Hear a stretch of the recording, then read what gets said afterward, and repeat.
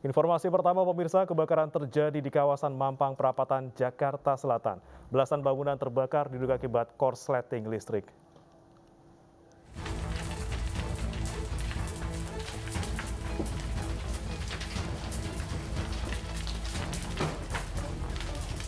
Lima belas bangunan terdiri dari rumah, warung, kos-kosan, dan pabrik tempe di Jalan Mampang Perapatan 7, Jakarta Selatan terbakar pada Rabu siang.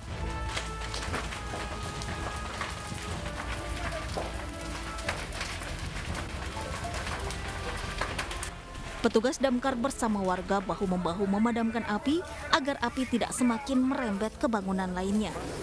Kebakaran diduga akibat korsleting listrik dari salah satu rumah.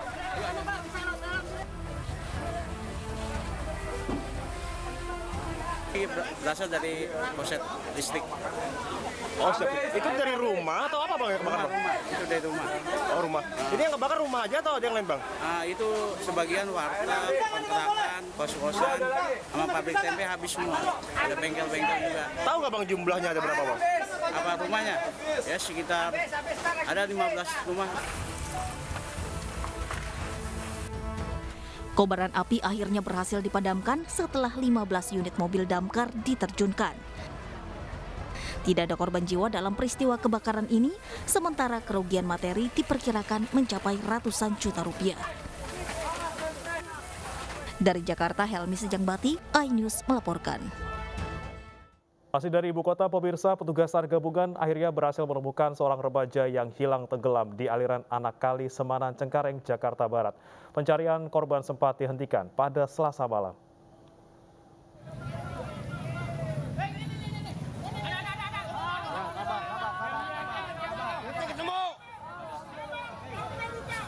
Warga yang menyaksikan pencarian lanjutan seorang remaja yang hilang di aliran anak kali Semanan Cengkareng, Jakarta Barat langsung mengucap syukur mengetahui korban berhasil ditemukan. Korban berhasil ditemukan petugas gabungan sekitar 100 meter dari lokasi korban pertama kali tercebur. Setelah dievakuasi, korban dibawa pihak keluarga ke rumah duka untuk proses pemakaman. Kronologis atas nama Nur Faizi, tadi korban berhasil kita temukan di radius 100 meter dari lokasi kejadian. Alhamdulillah setelah kita melakukan pencarian dengan menggunakan perahu karet, korban kita ketemukan. Korban bernama Nur Farizi berusia 16 tahun dilaporkan hilang di anak kali Semanan pada Selasa sore usai bermain-main saat hujan deras. Diduga korban terpeleset tercebur ke dalam kali dan tak bisa berenang. Dari Jakarta, Miftahul Gani, iNews melaporkan. Kejadian anak hilang tenggelam juga terjadi di Kanal Banjir Barat Tanah Abang, Jakarta Pusat. Seorang remaja berusia 13 tahun terseret arus saat bermain bersama teman-temannya. Petugas SAR gabungan terus mencari seorang remaja berusia 13 tahun bernama Alvin yang hilang terbawa arus di aliran Kanal Banjir Barat Tanah Abang, Jakarta Pusat masih dilanjutkan. Warga dan pihak keluarga korban hanya bisa menanti, berharap korban dapat segera ditemukan.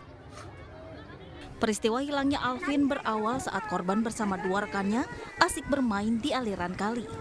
Diduga Alvin nekat berenang hingga ke tengah kali yang arus airnya kencang. Alvin hilang tenggelam, sementara dua rekannya berhasil berenang ke bibir kali. Bocah-bocah yang berenang di atas diberitahu sama ibu-ibu tenis yang di seberang. Dibilangkan bahwasanya ada anak yang kelelep.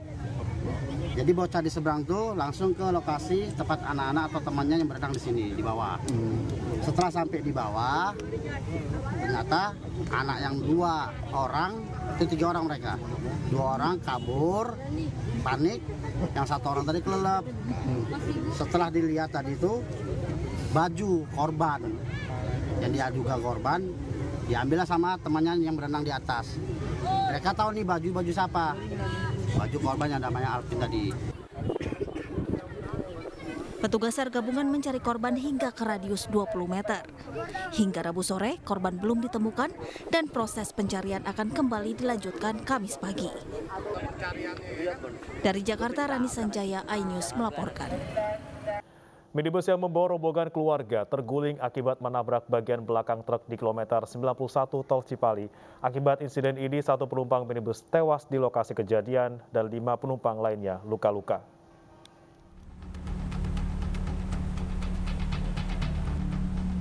Minibus terlibat kecelakaan di Tol Cipali kilometer 91 Kalijati, Subang, Jawa Barat. Minibus warna putih rusak parah akibat menabrak truk box dan terguling. Kecelakaan ini mengakibatkan 1 penumpang minibus tewas di lokasi kejadian dan 5 penumpang lainnya luka-luka. Korban tewas akibat luka serius di bagian kepala. Sementara 5 penumpang lainnya mengalami luka ringan. Semua korban dievakuasi ke Rumah Sakit Abdul Razak, Purwakarta. Kejadian berawal ketika minibus yang ditumpangi rombongan keluarga dari Jakarta menuju Palimanan pindah jalur ke jalur lambat. Namun pada saat bersamaan truk box tiba-tiba pindah ke jalur cepat. Tabrakan pun tak bisa dihindari. Minibus terseret truk sejauh 100 meter. Kemudian truk lepas dan langsung terbalik di tengah jalan tol. Kita melaju, kita mau pindah jalur, rupanya mobil itu pindah jalur juga. Jadi kita ya nggak sempat ngerem pun kita udah nabrak. Nabrak belakang mobil itu, mobil kita nyangkut di bodi mobil depan, kita dibawa entah berapa ratus meter, ya sampai terguling itu. Kasus kecelakaan ini ditangani petugas unit Laka Satlantas Polres Subang. Informasi dari pihak kepolisian diduga akibat kurang antisipasi pengemudi minibus. Dari Purwakarta, Jawa Barat, Irwan, iNews melaporkan. Anggota geng motor yang menyerang minimarket di Makassar, Sulawesi Selatan ditangkap tim Jatan Ras Polisi. Dari tangan pelaku, polisi menyita barang bukti mulai dari celurit hingga anak panah.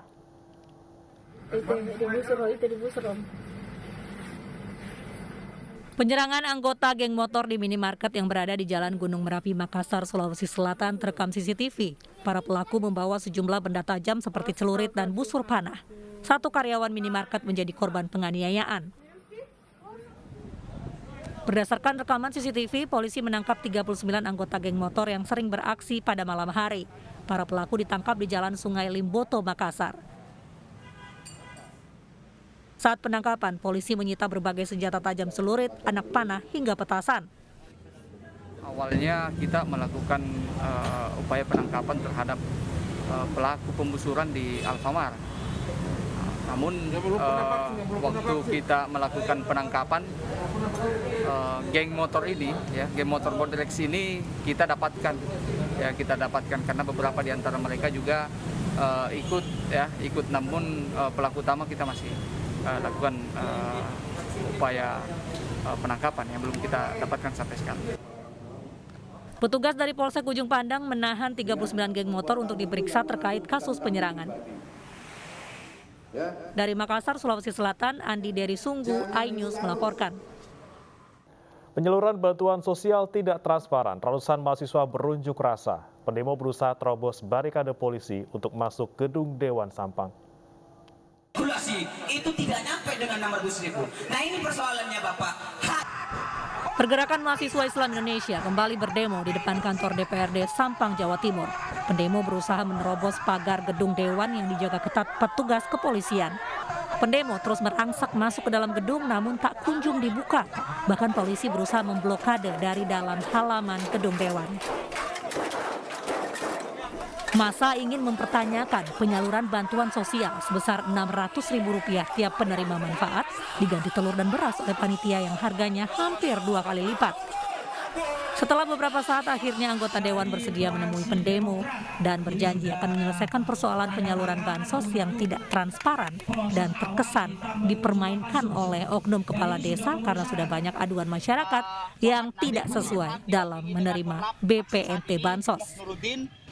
Ini sudah tanda tangan untuk proses awal kita mengusulkan pansus dan ini sudah memenuhi syarat. Cuman nanti pansus masih ada prosesnya deh, tidak ujung-ujung langsung pansus. Kita masih harus ada bansos dan nanti kita harus paripurna. MOU yang sudah ditandatangani oleh jajaran Dewan, mereka bersepakat bahwa hal ini akan diselesaikan dalam kurun waktu 5 kali 24 jam. Jika dalam waktu 5 hari tidak ada tindakan nyata dari DPRD Sampang, para mahasiswa mengancam akan turun ke jalan dengan massa yang lebih besar lagi. Dari Sampang, Jawa Timur, Fatur Rahman, iNews melaporkan.